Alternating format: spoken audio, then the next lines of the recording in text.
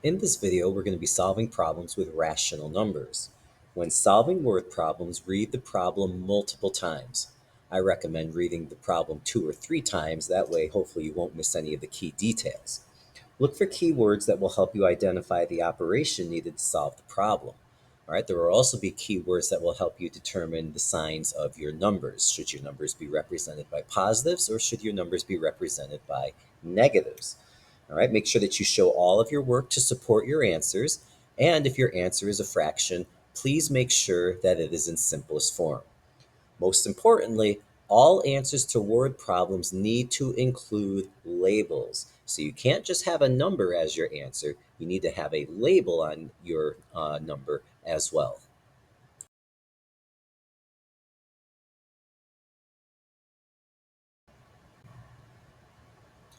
In our first example, we're told that a hungry pelican was looking for fish and was flying 3 and 7/8 feet above the surface of the water. The pelican saw a fish swimming 2 and 3/4 feet below the surface of the water. What is the distance between the pelican and the fish? Okay, so reading through, we're looking for some keywords here. In our question, they ask, what is the distance between the pelican and the fish? Distance is really the big keyword in this problem. If you ever want to find the distance between two numbers or two objects like a pelican and a fish, then what you're going to have to do is take their locations and subtract them. And because distance can't be a negative number, we're going to have to put our subtraction problem inside of absolute value bars to make sure that our answer will be positive. Okay, so I know that the pelican was 3 and 7/8 feet above the surface of the water. So the pelican's location can be represented by 3 and 7/8.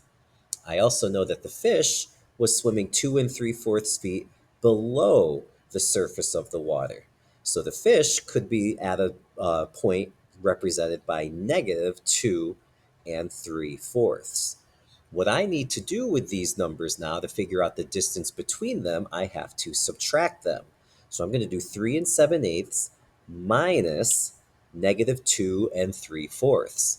And because this has to represent a distance, I want to make sure that this answer is positive. I'm going to put the problem inside of absolute value bars. Let's go ahead and see what we can do to evaluate this. First thing I'm going to do, I'm going to change my mixed numbers into fractions. 3 and 7/8, well, that's going to be 31/8 minus 2 and 3/4, that's going to be 11/4. All right, and it's going to be a -11/4. Don't forget that negative symbol right there. And it's still inside of absolute value bars.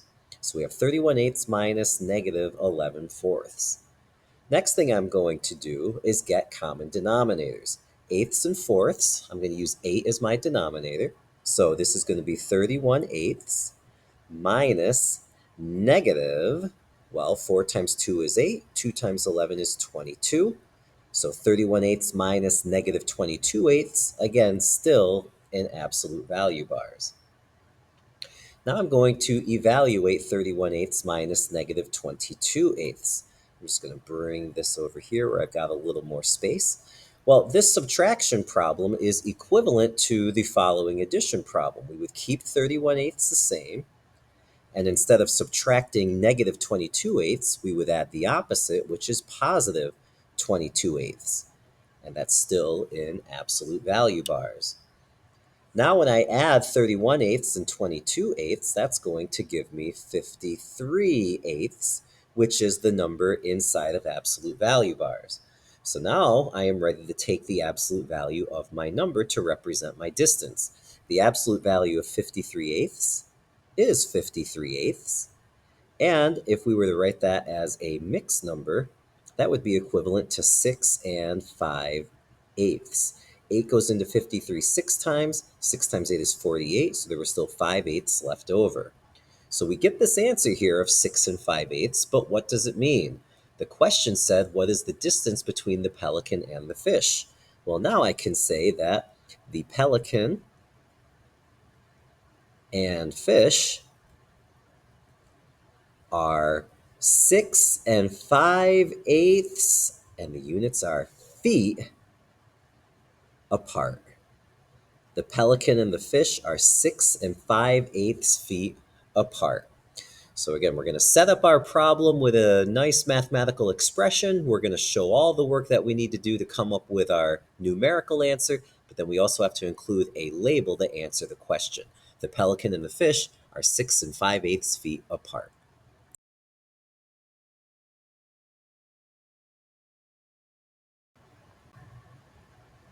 In my next problem, I'm told that the altitude of a drone decreased 420 feet in 10 seconds. What is the average change in the altitude of the drone? Okay, so what I'm really asking here is what's the change in feet per second? All right, how many feet does it change each second? So looking at my problem here, I know that it decreased 420 feet overall. Since it decreased 420 feet overall, I'm going to have to represent that by writing negative 420. All right. And that's the number of feet that it changed in 10 seconds. If I want to know how many feet it changed in 1 second, well, then I'm going to have to take the total distance that, or the total amount that it decreased, and divide it by 10, which was the number of seconds. This expression represents our problem. The drone decreased by 420 feet over 10 seconds. So to find the average change in altitude, I'm going to do this division. All right. Well, negative 420 divided by 10, well, a negative divided by a positive is a negative, and 420 divided by 10 is 42. And so I come up with this numerical answer of negative 42. But what does it mean? Okay, well, they wanted the average change in altitude of the drone. So we can say that the drone, or the altitude of the altitude of the drone decreased, and I'm writing decreased because my number was negative here. The altitude of the drone decreased 42 feet per second. Okay, we knew how much the decrease was in 10 seconds. We just calculated that the altitude of the drone decreased 42 feet per second.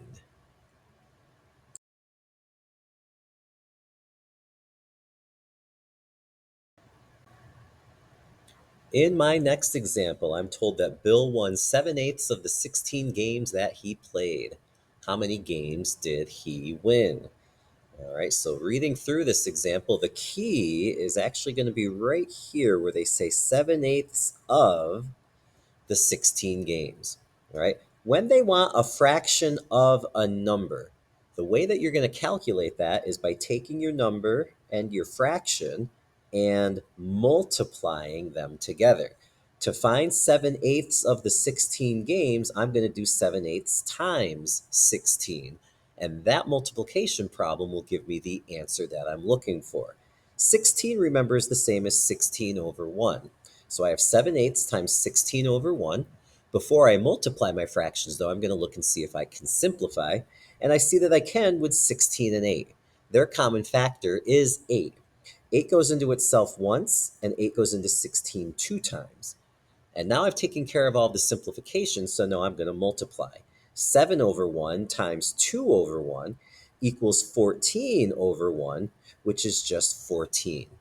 Okay, so by setting up this multiplication problem, 7/8 times 16, I have calculated the number of games that Bill won. So let's write our short little sentence. This means that Bill won 14 games.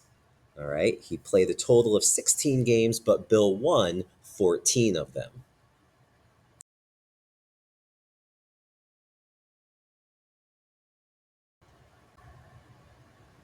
In our next example, they tell us that the temperature at 4 p.m. was 2.5 degrees Fahrenheit. It then dropped 75 hundredths degrees each hour for the next 4 hours. What was the temperature at 8 p.m.? All right, I'm going to write one mathematical expression to represent this example, and it may contain more than one operation.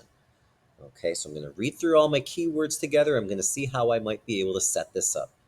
Okay, they tell us the temperature at 4 p.m. was 2.5 degrees. So that's the starting temperature. So that's going to be the first number in my problem.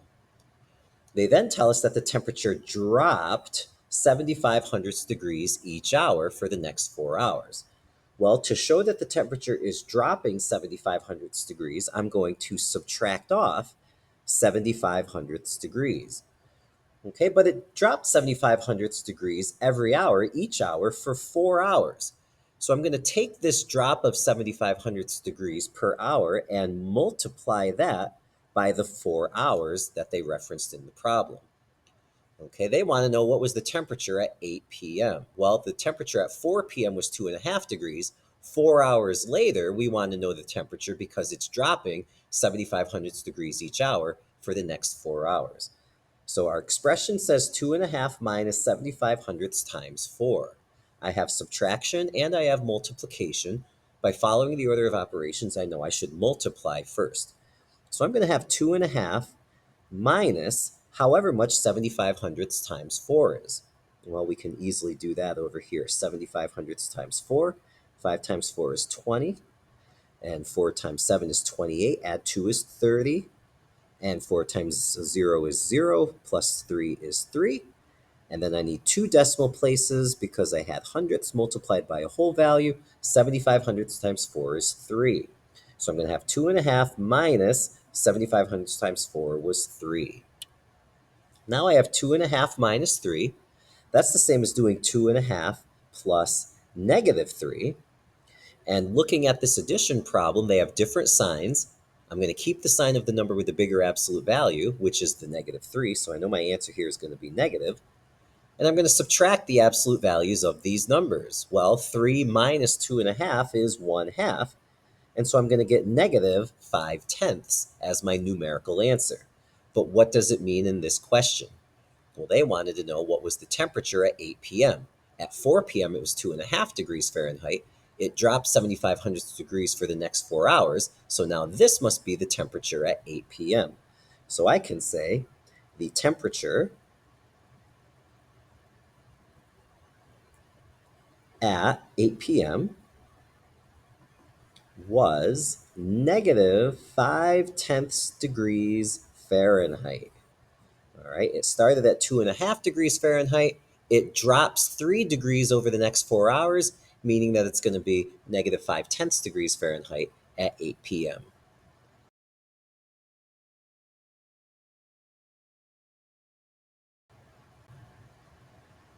In our next example, they tell us that Mark had $25 in his bank account.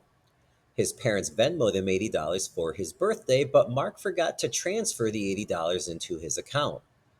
Mark then used his bank card to buy new sneakers that cost $103.95. The bank then charged Mark $15.95 for overdrawing his account. What is the balance in Mark's account now? All right, so we see here that Mark started with a balance of $25. So I'm going to start with $25. His parents were nice and Venmoed him $80 for his birthday, but he never transferred that money into his account, so that pretty much just didn't happen yet. All right, we're not going to add in $80 yet until Mark transfers that money. Okay, so he's still at $25.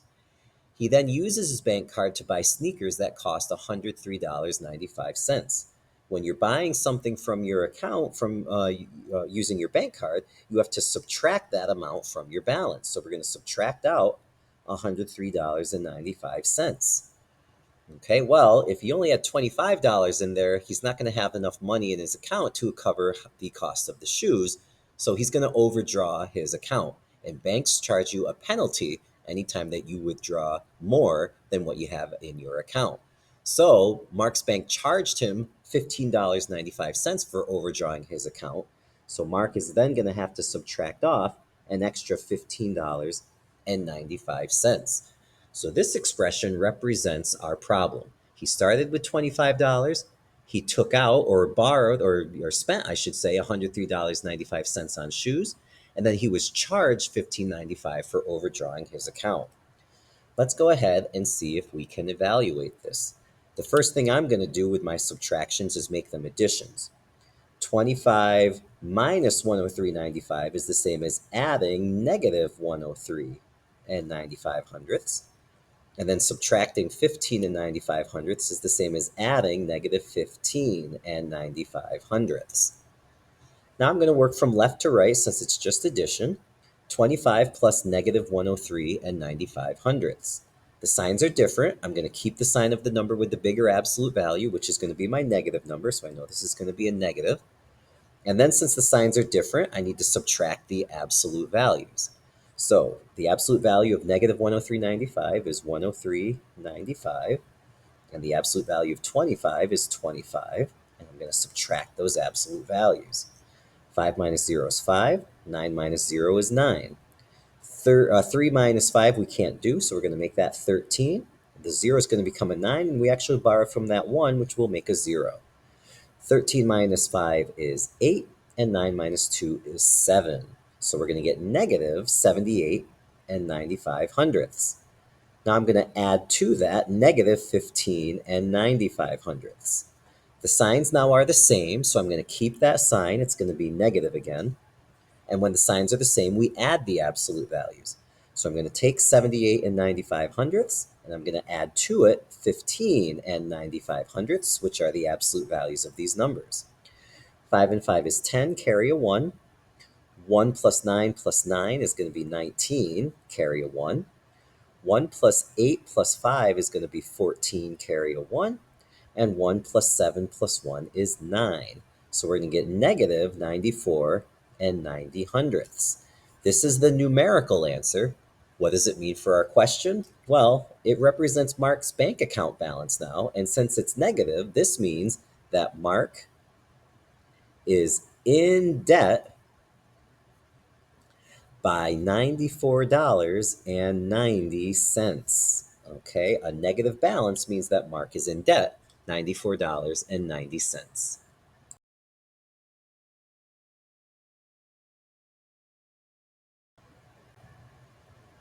In our next example, we're told that protons have a charge of positive 1 and electrons have a charge of negative 1. What is the charge of an ion that has 17 protons and 35 electrons? All right, well, to figure out what the charge of my ion is going to be, I have to first figure out what the charge is of the protons and then the charge of the electrons, and then I will combine them. So to figure out the charge of 17 protons, I'm going to do 17 times the charge of one proton, which is a positive 1. And to get the charge of 35 electrons, I'm going to take 35 and multiply it by the charge of one electron, which is negative 1. And then to get the total charge, I'm going to take these values and add them together. This expression is going to represent the charge of my ion. All right, well, let's see what we can come up with. 17 times 1 is 17, plus 35 times negative 1 is negative 35. And now it's just an addition problem with different signed numbers. Since the signs are different, we'll keep the sign of the number with the greater absolute value, which is our negative in this case. And because the numbers have different signs, I'm going to subtract the absolute values. So I'm going to do 35 minus 17. 5 will make a 15, and the 3 will become a 2. 15 minus 7 is 8, and 2 minus 1 is 1. So we get a negative 18 as our answer, and this number represents the charge of the ion. The ion has a total charge of negative 18.